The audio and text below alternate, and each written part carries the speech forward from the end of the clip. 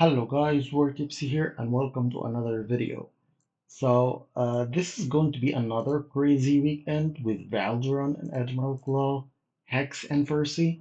This is probably one of the best weekends we've had in the couple of months, I guess.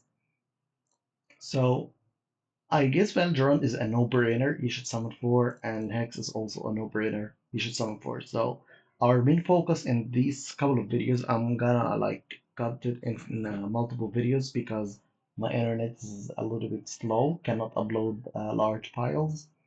So I will just do a quick review of Admiral Claw and Percy and see if we should summon for them, okay? So let's start off with Admiral Claw. He's a fighter for the Nightmare, the fighter faction, and the chaotic faction. So you expect him to be pretty freaking amazing, right? Like he's similar to Valeria, chaotic and Nightmare. So is he amazing? Probably not. He's like the worst chaotic not the worst, but like Durza is probably worse, but he's among the worst. Why? First of all, he has a very good range. His like arrogance range. So starting, this is a very good point. The second point, it has a pretty average attack. It's not high, it's not low, but it's pretty average. If his attack was kind of like Ardea, like with 6,000 or 7,000, he would have been broken, but that's what is holding him. Very regular, uh, everything else, okay? Let's start with talent. He increases penetration by 5% for every 10% loss of HP up to 30%. I guess this is one of his problems because penetration in this game is not the best. It's good versus single target high defense bosses, but for AoE fighters, you don't need that much penetration. If that was attack, he probably would have been a little bit better than this.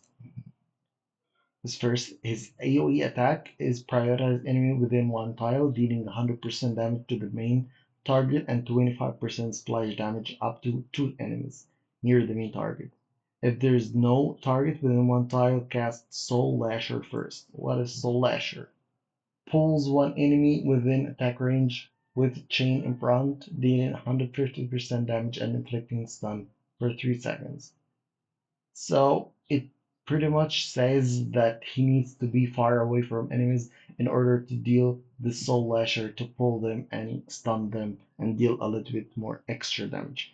But all in all, his AoE damage is just 3, which is similar to Arrogance, but Arrogance does way more damage. Of course, he has the arena attack range. Okay, attack range increased in arena. That's stupid. His cost, if he was a little bit lower, he would have been usable in AU arena, but the range is pretty useless. His ultimate is a manual trigger ultimate.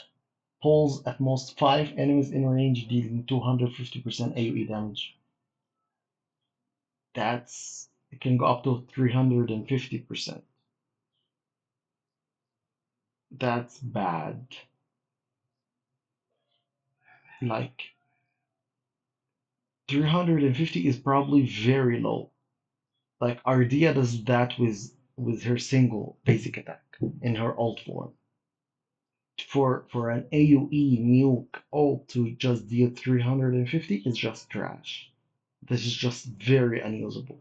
Like Mo deals 900% damage. Razak deals 800% AoE damage. That's what you expect from these AoE nukers, is the very much high nuke attack. So 350%, I'll pass on that. As for his passive, for every 3 attacks reduce 5% of current HP and increase 2% damage permanently. Upon trigger this effect 10 times, the basic attack turns into Bloodstorm Annihilator.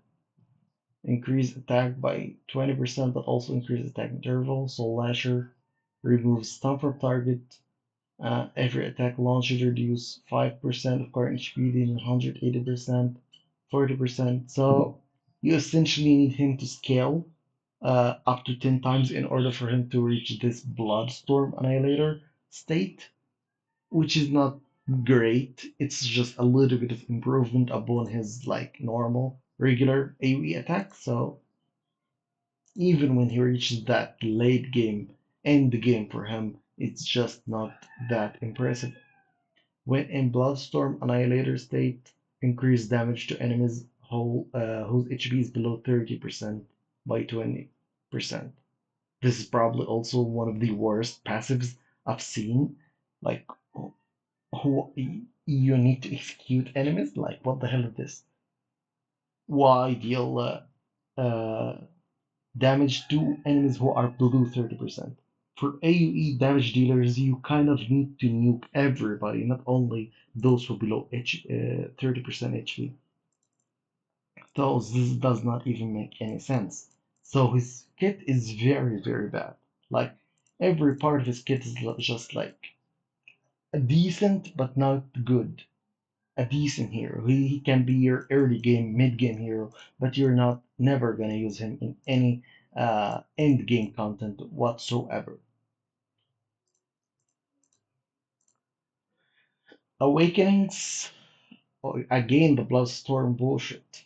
Increase penetration by a 10%, which is very useless. It's just he has a lot of penetration already. You don't need penetration versus AoE mobs. There are a lot of them, very low attack, but the problem is they are a lot. You need to deal more damage or more attack speed. That's just stupid, guys. Again, with the Bloodstorm Annihilator, attack inflict vulnerability. I don't know. They are. If he was a single target hero, he would have been much better than this. But they are just giving him single target stuff when he is an AoE damage dealer. This is just bad hero design. Attack interval does not increase, which is like fine, a little bit of improvement, but come on. A5 Admiral Claw for this, that's just bullshit. This is probably, guys, one of the worst chaotic heroes ever. I would be sad as fuck if I pull him. I'm just hoping for Valderon. Any Admiral Claw along the way would be good, but Valderon is the main star of the show here. So a pretty quick review. This is just a trash hero, guys. You should never ever summon for him. If you got to your Valdron, just skip the banner already. Like, don't even bother with this. Yeah. So I guess that was it, guys. A very quick review. Please like and subscribe. Thank you guys for watching.